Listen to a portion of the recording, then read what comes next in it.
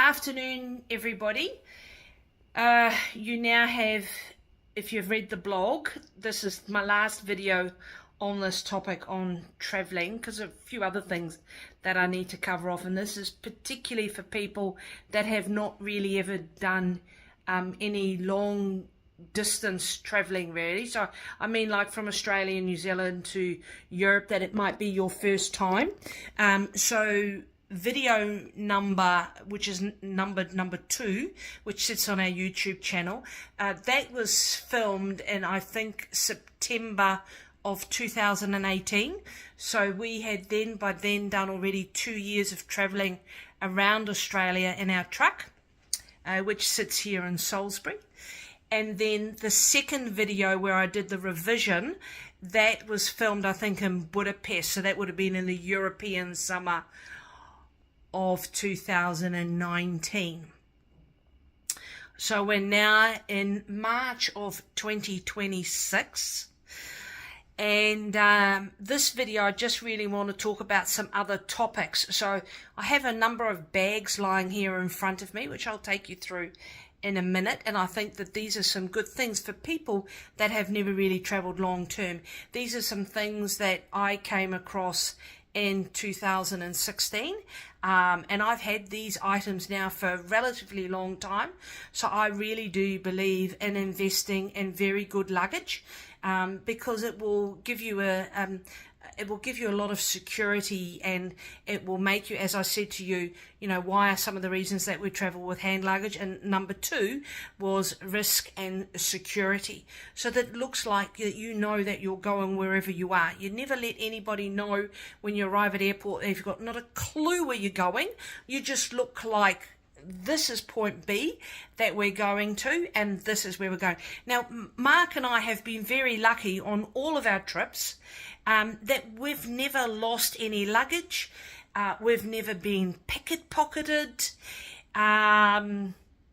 Yeah, so we're lucky. We've never lost anything at all, and I think it might just be because of some of the things that we've put in place.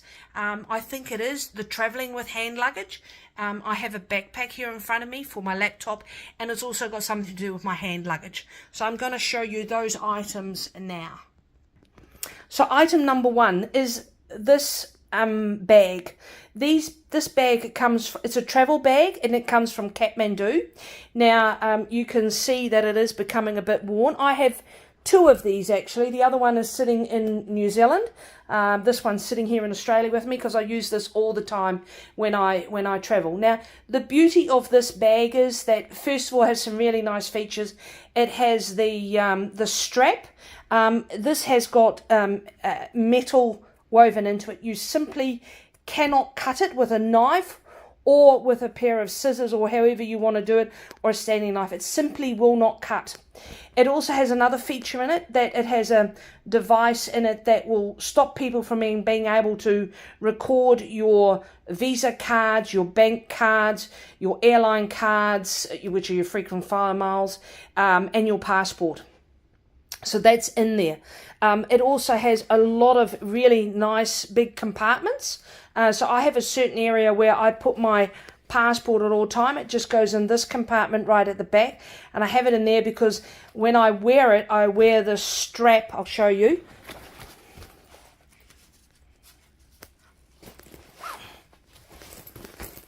Okay, so here's me. I wear it over me, so it sits right on my hip, and it sits right up against my body. Now, that will stop the bag from being, pickpocketers coming off at me or whatever. The other thing that I also do, and I buy these also at Kathmandu, are these little wallets. Now you can put all your frequent flyer cards in them and everything. It has a scanning device in there that they simply cannot get through that, and they cannot read your cards. Then obviously I always carry cables with you, which I've covered off in the blog. The other thing that I also want to talk about is always carry a Ziploc bag with you, and that's ultimately where your passport will go with you.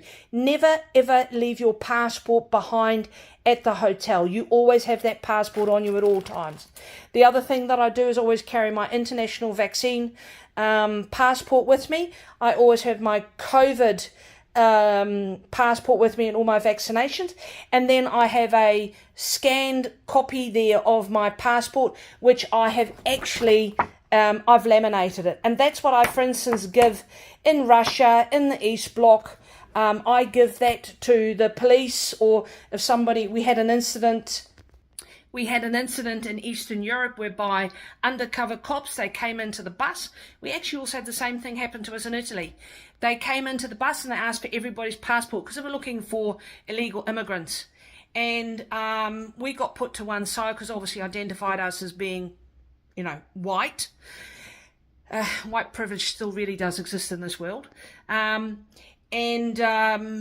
simply grabbed that out of my bag, and I give it to the cops, and because then they can actually take your passport away, and I never ever want to be separated from a passport, because ultimately that is my sense of identity of who I am. If you lose your passport, you're in deep shit. So that is what I give to the cops. Okay. The other thing I want to cover off is luggage. I've got 2 forms of luggage lying here. We buy Samsonite luggage. Now, it is expensive to buy, but like these suitcases now, this one I believe was purchased in Perth, 2018. Those ones is all my luggage for PNG. So that's a fairly big bag. The thing that I also like about that is that this little bag fits in here. So but this is normally the hand luggage that I will travel with.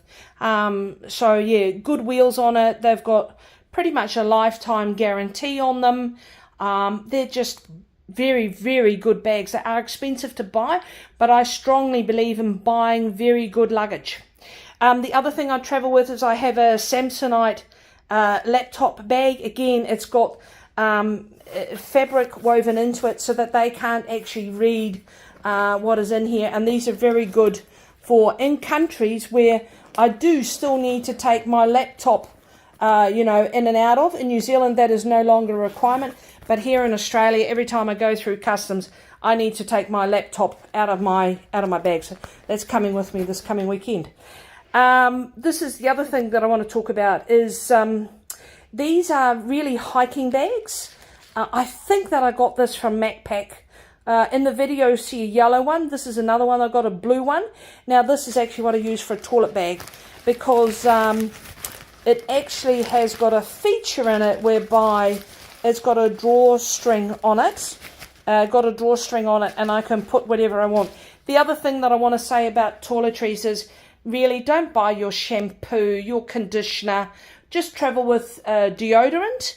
And if you have sensitive skin like I have, travel with soap and maybe a flannel and some, face cream. But other than that, leave it all at home. And if you need it, you just buy it in the country where you're arriving. Because again, if you're only traveling with hand luggage, you haven't actually got a lot of room. The other thing that I do also like about these bags are the zips. Yeah. Oh, here you go. I've got more packing cells in here already. Those are my travel socks. That's normally where some of my clothes will go in that I haven't got wrapped. Oh, the other thing I need to talk about is bags for your shoes. So you just get these at any shoe shop. They're individual bags, and that's actually where I put my shoes in, actually, believe it or not. Or as you saw in the video, I will get at the hotels, because we normally stay Accor, we normally stay Pullman or Novotel or Ibis, depending on which country we're in and where we're at. And I will use the shower caps out of the hotel, and I will wrap those around the shoes. So there you go. There's a few more things. Toilet bags, laptops, security we've talked about. We've talked about travel bags. We've talked about vaccination booklets, scanning your passport and taking laminated copies. Spoken about travel socks, very important. Good hand luggage, good size, and then the slightly bigger bag if you do want to travel there. But I would not take this, for instance, with me to Europe. It's just too big. 20 kilos is far too much weight. You've got to remember you're lugging it behind you, in and out of hotels, in and out of trains and buses, because Mark and I don't drive in Europe, even though that is where I was brought up, but my driver's license, I only got that when I arrived into New Zealand. So we just eliminate that whole process of renting cars in mainland Europe. In England, it is a different story. We usually pick up a car from Heathrow after we arrive, and we rent it usually for 6 months, because that is how long as New Zealanders we can get into the UK, and we rent that for the whole time, and then we just drop it off at another. We usually use enterprise cars. Yeah, and we rent a car for 6 months, and then we just drop it off wherever we're exiting the UK again. Yeah, and I just really hope that this helps you. This is the reason why I've put this video together. I really hope it's going to help you and make you think outside the square and go, actually, we could do this slightly different. And I think with some very clever and clear tricks, you can travel very lightly, whether you're going for 2 weeks or whether you're going, as you saw in the videos, we went for 24 months traveling with a little bag this size. Cheerio, made with passion for the open road. Cheers, guys. Bye-bye.